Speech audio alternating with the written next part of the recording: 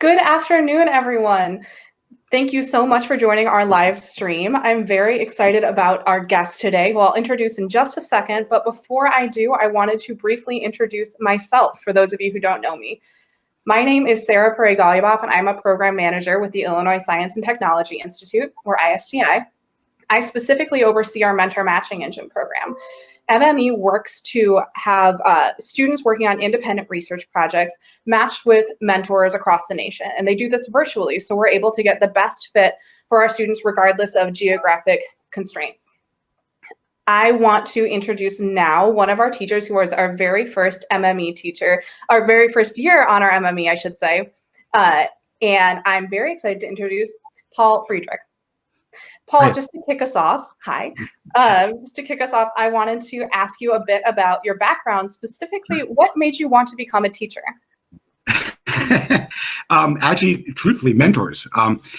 Ironically, I was one of my majors. I had three majors when I was in college. One of them was history, and I dropped it because, ironically, I thought, what could I do with that except be a teacher? So I wasn't really planning on being a teacher, let alone a history teacher. I had some professors that I respected a lot when I was in college that told me in my later college years they thought I'd be a good teacher.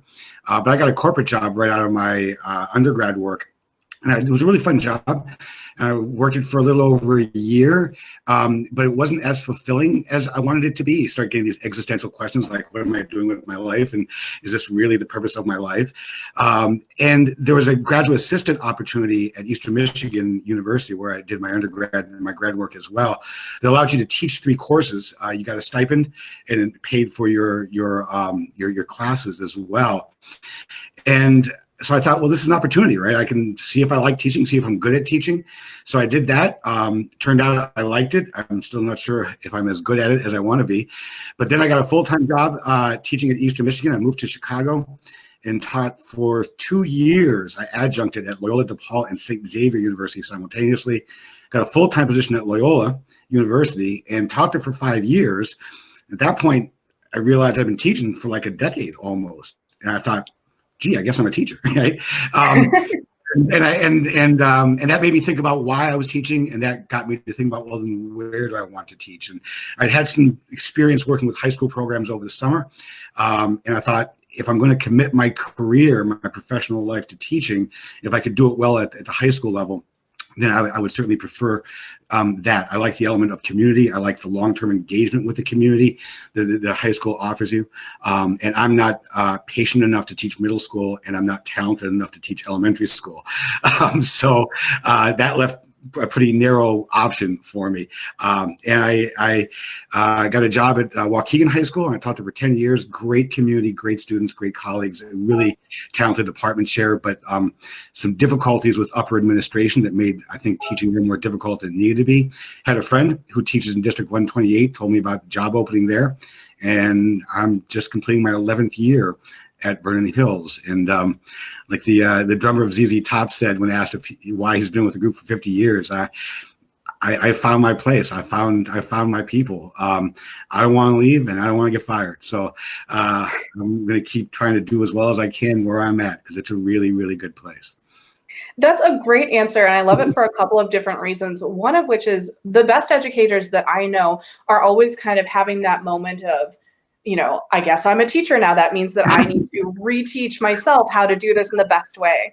My dad is actually a professor, and he always says that he walks in the classroom and thinks, I hope no one calls me on being a fraud today. And I think that's kind of reflective of the way that the best educators are always educating themselves. And I think that your path really shows how actively you chose this after kind of being on shore, which is fine. I think most people aren't quite sure of their career path at first, and how actively you now seek it out and find the best ways. Yeah, it's been a blast. It's been a good ride, man. For our listeners who are unfamiliar, you mentioned that you're now at Vernon Hills. I know that you teach in the Global Studies course because that's how you partner with us. Can you give some background around what the Global Studies course is? Yeah, well, the Global Studies Capstone course, which is the end point of the process, is what I teach, and it's the first year of the program at Vernon Hills, is part of the state of Illinois' certification of global scholarship. So it's a relatively new program. It's similar to the certificate of bilingual literacy or biliteracy that some people may be more familiar with. It's actually an official state board of education certification that goes on a high school student's transcripts. The program was really developed by a guy named Seth Brady. He's at Naperville Central High School. He's an outstanding educator. He is effusive in the amount of guidance and help he gives to people bringing the program online. And this is the first year that we've run it. There's 4 components to it. There's coursework, there's connection with international organizations, service learning, and then Capstone. So in our district, a student has to take a total of 7 courses in their 4 years. They're certified as globally focused, and individual teachers apply their courses to a review process by a district board made up of administrators and teachers like myself. Some of the courses are really obvious, like world history, there's a shocker, right? Or world literature, any foreign language class, all these things count, but a lot of them are really creative. Like there's a foods class. It's very important to understand that it can't just be like a single unit in the class. It can't just be like, we made salsa today, therefore we're globally focused. Like the foods class looks at why is this food from this culture? What are the native plants? What is it about the culture and trade that's led to that food developing that culture? So it's a really sort of a cultural experience. So some of the classes are really obvious fits. Geography, another really obvious fit. Some are a little less obvious, but we realized when we were developing the program just a couple of years ago that by this year, we'd have students who just kind of by proxy had fulfilled the 7 course requirements. It's 7 courses in at least 2 disciplines. So it could be, literature, history, foods, world languages, whatever. And then the Capstone course. So they also have to connect with some international organization. Most of that is actually done through the Capstone course, although it doesn't have to be. Like we have some students, for example, maybe their church does missionary work and they go down to Honduras every summer. That would be an international connection. We are partnered with a school in Uganda. And so some students have been working with that school throughout their high school career.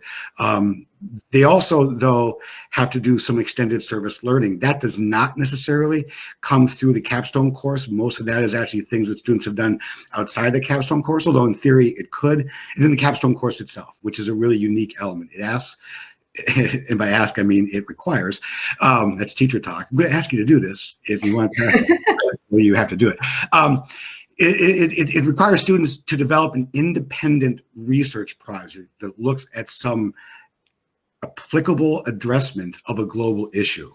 And so it demands that our students be doers in that regard, that they create this project out of nothing and then activate that project in some experiential way. And that's the components of the global scholarship certification. It's a really fun program. I encourage everyone to look up Seth Brady. You can email me about it for help, and I'll give you Seth's email.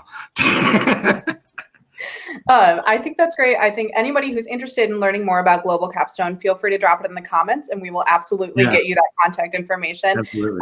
I wanted to pull out one thing that you said, which is the way in which these problems are interdisciplinary. I think there's been this great trend in education to tackle projects from many different lenses. And I think I applaud Vernon Hills for going through this process and making sure that we're instilling that in our students. Yeah. I also wanted to say, my coworker Becky, who more actively oversees your project, she says hello. She wanted you to call out some of the project names or topics that your students are working on specifically. And I'll say, I love these projects. I think they're so interesting, and I'd love to hear more. It's been one of the coolest parts about doing this. And we've only got, I think, 7 kids in the program. Kudos to our school district and our school for saying, yeah, that's a really small amount, but we've kind of been asked to fly the rocket while we build the rocket, and so they've been really supportive. The district has in allowing, really a kind of a small class to get off the ground, just to get the program off the ground. And the students who have chosen to be in the program are incredibly committed young adults and really creative ones. And the coolest part of this is that even in the small class, the variety of research that students are doing, because it's all them driven, is remarkable. One of our students is developing inclusion curriculum for transgender individuals in Judaism. They are working with a rabbi of a local synagogue right now, in fact, to refine that program and then hopefully to broaden it out to more synagogues. One of our students who is family is an immigrant family from South Korea. She has memories of being very young and having to interpret for her parents when they went to medical facilities. And although there are laws that require LEP, limited English patients, to have access to medical interpretation, those services are vastly underutilized. And she found in her research work that over 80% of the people that she surveyed had limited English patients that she surveyed had no idea that the services even existed. So she's developing these infographics in multiple languages to be shared with patients and also to be displayed in healthcare facilities. Another one of our students plans on having one of her majors be Spanish in college. And so she just wanted to work with a Spanish-speaking country, like just to use her Spanish in some more academic, intellectual way. And so she chose the issue of deforestation in Argentina. A lot of us know about deforestation in Brazil, but that's not the only place where there are impacts. And she's working with a localized organization in Argentina to try to address those problems. Another guy, his uncle got him into scuba diving a few years ago, and he's working directly with an organization in Australia looking at coral reef bleaching with the Great Barrier Reef in Australia, but obviously it's an impact on coral reefs around the world. Another guy is looking at how South Korea has managed to robotize their economy without losing employment opportunities for their citizens. And in a world that's becoming more and more automated, looking at using that as a model to help other countries, in particular the United States. So some of these projects are global issues that people are activating on a more local level. Some are direct connections with people in other countries. In all cases, like in the transgender inclusion in Judaism case, the student looked at some models of programs that were developed by an organization called the Wider Bridge, which is located in Israel. Obviously a strong Jewish population there. So in all cases, they're in contact with these global international connections, whether they're doing their work, research, and application here in the States, here at home, or overseas. That's phenomenal. And something you said very early on is directly applicable to our mission specifically. You said it's very them focused. So the students are able to pick out what they're interested in, look at it from this global lens, but also look at it from the lens they're interested in. So like the student who was taught to scuba dive by his family, or the young woman who was an interpreter herself at a very young age, they're able to kind of extrapolate off of their own experience. And one of the goals of our program MME is to allow the students to kind of drive the bus, so to speak. They're able to create their own projects and request mentors from there so that the mentors can help them with their interests rather than the students acting as aides to the mentors. Yeah. Yeah. And you guys have been really helpful with that. Our student who's doing the transgender inclusion in Judaism, they are both transgender and Jewish. And there wasn't anybody in the engine, not surprisingly, because it's such a oddly specific, road to go down. But you guys were tremendously helpful. You track someone down that has direct influence and experience in LGBTQ issues in Judaism and through synagogues here in Chicago.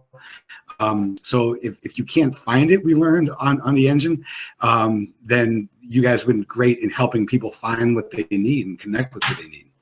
I'm so glad. That project I wanted to specifically shout out as well, because I know that's one of the ones that will be in our student research showcase. For those of you who do not know, our viewers, we are having a student research showcase entirely virtually next week. And we'll have live videos like this, but also pre-recorded videos, all from our students sharing their presentations. So if any of those topics seemed interesting to you, or you want to check out some of the other types of work our students are doing on the engine, just a quick plug for that. Check it out next week. We'll have it all on our Facebook page. Cool. Well, moving from there, kind of pivoting in the same direction, how has MME played a role for your students within these projects? Really tremendous professional and supportive mentors. And I mean professional, like in a really wide variety of ways, not just in terms of helping students kind of gain perspective and to focus themselves on research thinking, as the application element of this projects really forces us to think beyond. I mean, like, really, what's the cause of coral reef bleaching is global warming, climate change, right? Like, but that's just too big, to handle. And researchers who have encouraged our students to really get a sense of what does research actually mean. It means something usually much more focused than what we tend to think of when we're high school juniors or seniors or even college freshmen. And so really putting that kind of professional spin on, okay, you're right, but we can't do everything all at once. So let's figure out what you can do in this framework. But also their willingness just to be real people, right? The guy who's doing the coral reef bleaching thing, if you got to know him, he's got kind of this California attitude to him. He's like, yeah, man, that's cool. And his mentor is like that same attitude. They're like a perfect match, and just putting students at ease with realizing that, professionals are really just people, and they'll hold really casual conversations with you, and they'll talk really realistically with you. And it's okay not to know stuff. Right, it's okay to have questions, and to get that kind of focus that a lot of these kids wouldn't have if they didn't have. Like, I can often focus on the research. I can offer focus on their writing, but they're doing such a wide. What do I know about deforestation in Argentina or transgender inclusion in Judaism or being a limited English patient? Right, I know nothing. Right, and so all these folks have really helped that more subject specific and application oriented focus that the students need to have. I love to hear that. That's exactly the kind of dual sword we're looking for. On the one hand, we want them to have that specificity in their mentor and, those perfect matches where they're able to speak specifically to the content. But on the other hand, we want our students to learn that professionals are people, like you were saying, and that if they are afraid of video conferencing, like, here's a great, safe way to practice. And I think that's great that you're pulling that out. On your end, in teaching this curriculum to upperclassmen, what do you hope that they kind of take to their next stage, whatever it might be? I try to frame this entire course, and like another course that some people may be more familiar with, they're like the AP Capstone, AP Research, AP Seminar, that the college and career level skill of being an independent thinker, of being an independent doer, of being able to create things on their own, and to be confident enough to find guidance and seek out intelligent guidance when you need it. I think one of the most empowering things for students in this is that when we look back at the beginning of the term, everyone literally started with nothing. Right? There's no thing I gave them and said, here, go do this. They developed it completely on their own. And I hope that's really empowering for students as they move forward. And they also need to be nimble. Right? They need to change, adjust, take feedback, refocus, pivot. The young woman who's doing the medical interpreter, she started out with, redefining healthcare in America, and realized pretty early on that was just way too big to handle in this kind of research, and then really redirected what she was looking at. And I think also a deeper understanding of why we conduct research. And we spend a lot of our middle school and high school career learning to write research and learning to evaluate sources. And so the research papers we often write are really an endpoint. But I tell students this all the time, that's not what research is. Research is a beginning point. We don't do research for the sake of doing research. We do research for the sake of doing something with the research. And so a class like this really forces students to think about, what am I producing? What problems am I trying to address? And then to be creative enough and insightful enough to push that research forward.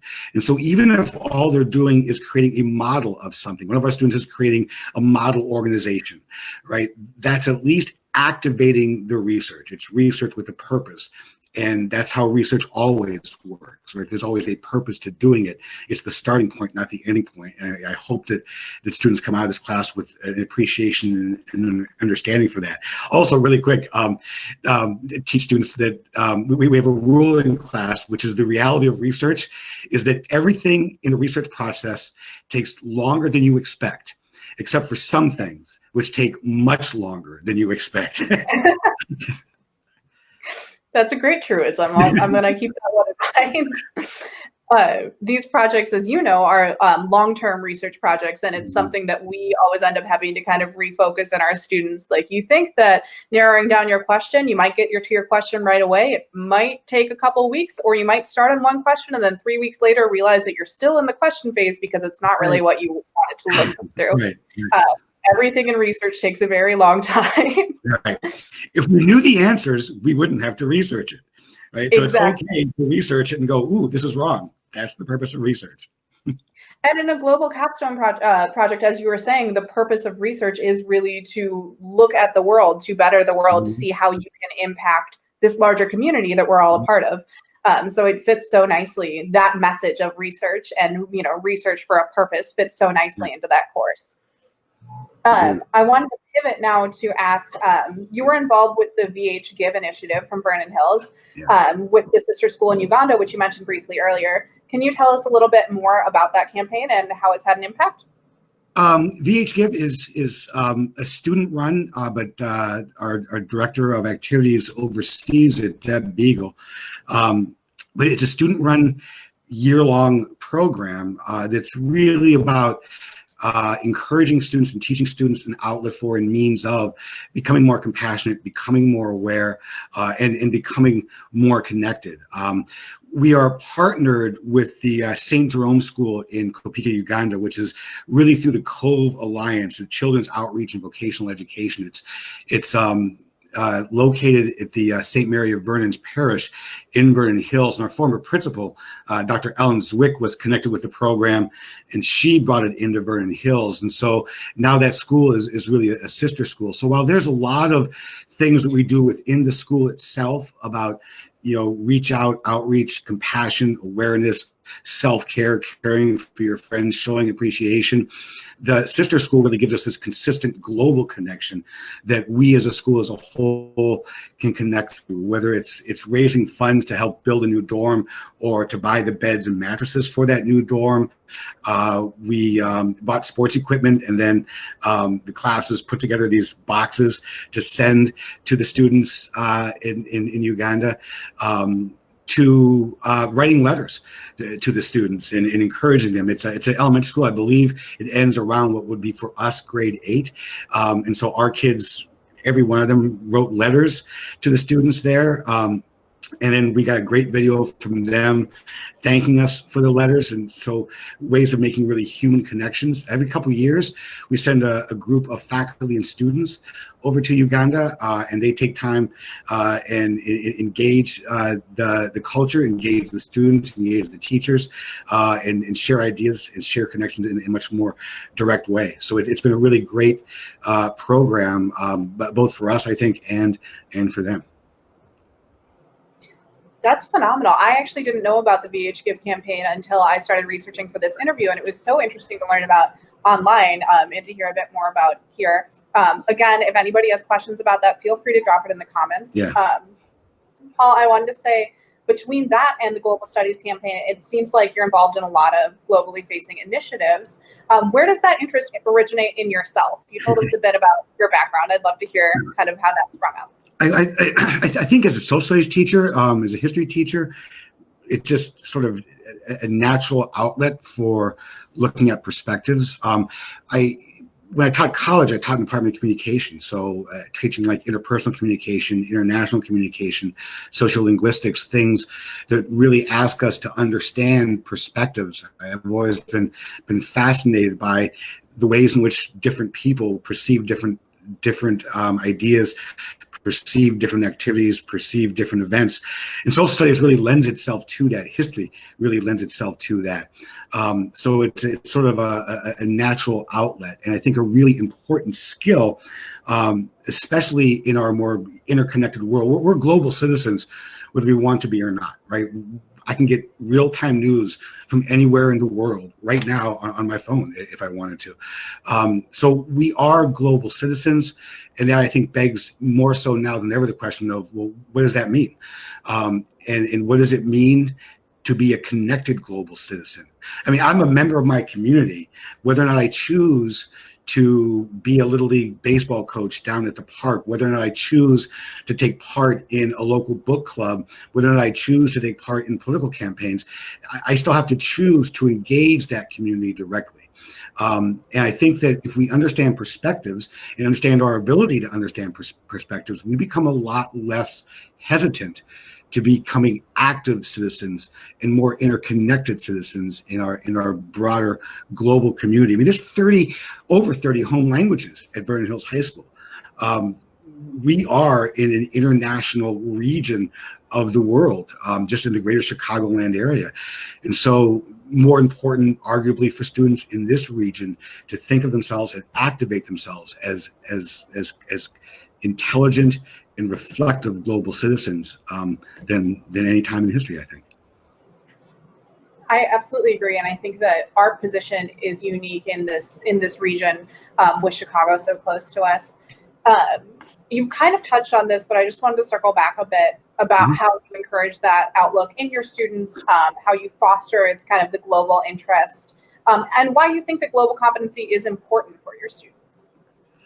I think that even in a class where it's sort of more automatic, I mean, you could teach world literature without making people overtly aware of, hey, you know, this is a perspective that comes from this author because of where they're from. Now we have to understand more about, well, where are they from and how does that develop into that particular author's perspective. So for teaching US history, for example, which is the primary thing I teach, I love teaching different perspectives, whether it's the British perspective on the American Revolution or global and political economic factors affecting America's move into imperialism in the Spanish-American War, or the global impacts of our own civil rights movement, right? How it's impacted everything from Tiananmen Square protest to more recently, like the Arab Spring, and to understand that events are never isolated,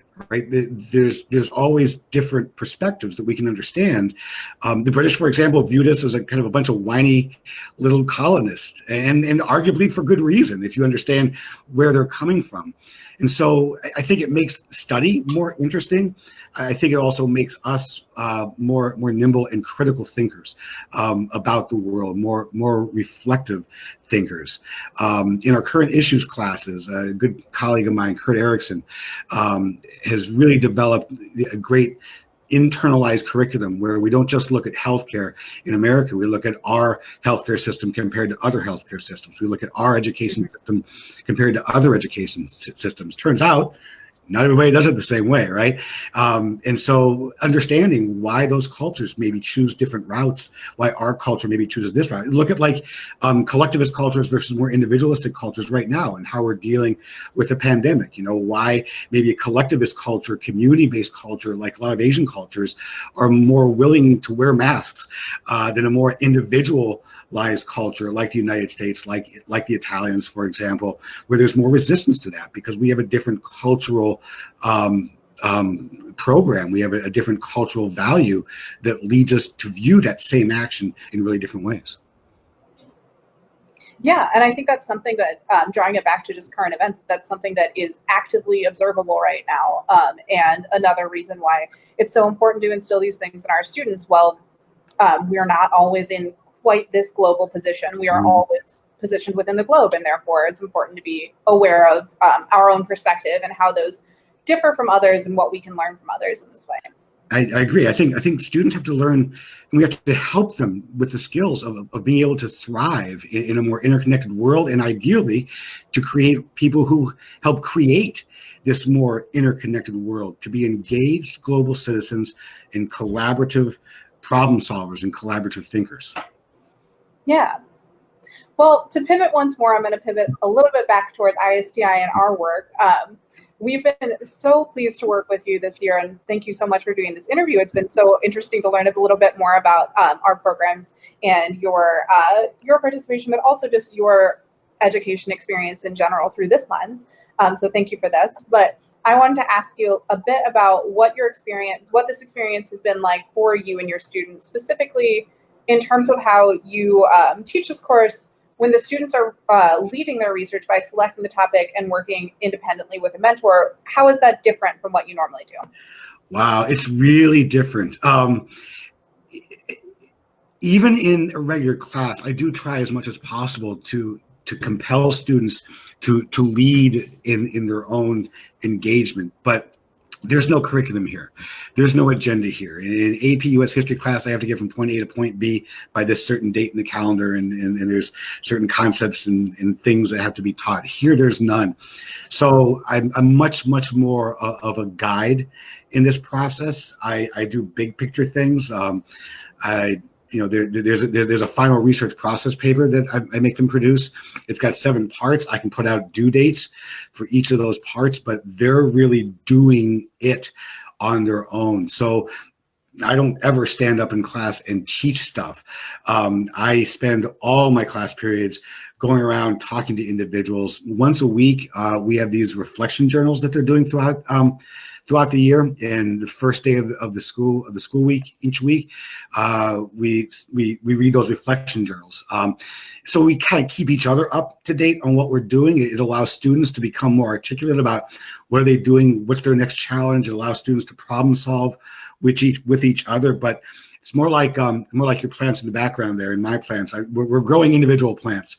I'm not seeding a whole field full of corn, and so there's no one size fits all. It's a lot of kind of on the fly adjustment and a lot of nimble problem solving as we go, and it's a lot of looking students in the eye and saying, I don't know anything about that. You got to do this, and tapping into the mentors for that. So it's guide, it's encouragement, and it's being able to adjust on the fly for myself as well. I went to a liberal arts college, and the phrase that they throw around a lot is we're teaching you how to think. Yeah. And I remember in college rolling my eyes a bit at that, but it's one of the best lessons you can give someone, I think, learning how to navigate their own project like that. Yeah. Yeah. You touched on it a bit in terms of specific content. Having content experts is helpful to students in terms of the mentors, but why mentorship in general? Why does mentorship matter for students? I think especially once they're working on these independent projects, and it's very outside of the school based, right? It's the research for the purpose of doing something with it. There is the compulsion for them to connect with some international issue and some international organization. The mentors are really vital in lending that perspective. The mentors are incredibly important, I think, for this real-time application-based guidance for our students. So even if you're researching deforestation in Argentina, your mentor might not have ever worked with anything in Argentina or deforestation, but is a researcher in biodiversity, in plant biology, so knows what that research is like and knows the questions to ask. And so in terms of that really direct, applicable guidance, both in terms of how to do research, and then in terms of how to think of our research with a purpose, the mentors have been incredibly important. The whole mentorship program, I think, is incredibly important. Like I could do that with a student if they wanted to know how to become a teacher, right? I can't do that with a student who's looking at automation in industry in South Korea, right? Yeah, absolutely. I think I once had a teacher say to me that it's like having 20 extra teachers in the classroom. Yeah. To kind of point to their expertise. And I think that that's one of the great values of the program. On a final note here, and again, I feel like we're circling it, but what do you hope as a teacher that they kind of walk away from, that they gain from this experience with a mentor or with your classroom in general? Wow, so much. A broader perspective, thinking of themselves as students and as intellectuals, with a connection and a purpose that's outside of the classroom, right? And I think one of the cool things about mentorship too is really seeing other people, adults who are still learning and still processing. That it isn't just being in school that teaches us. It's being an active, engaged member of a global society. I want them to hope they have a vision toward application, an understanding that there's always a what's next question. Even once you've done the thing that's next, then we could always ask the question, okay, you've done this, what next, right? That they have this sort of ongoing engagement, understanding, and patience with themselves, patience with the process, being creative enough and flexible enough and reflexive enough to stumble, to fall, to get up, to change, to understand that the road is rarely perfect, and it's really more about trusting the journey and trusting the process, and so to be more process oriented rather than end result, due date, deadline oriented in our thinking. I think that is a lovely note to end on. For those of you watching, if you have any questions for Paul or about the mentor matching engine, please feel free to drop those in the comments. And again, Paul's students will be up on our student research showcase this coming week, so check out our Facebook to check in with them. Thank you so much, Paul. Loved working with you. Cool. Have a great day. You too.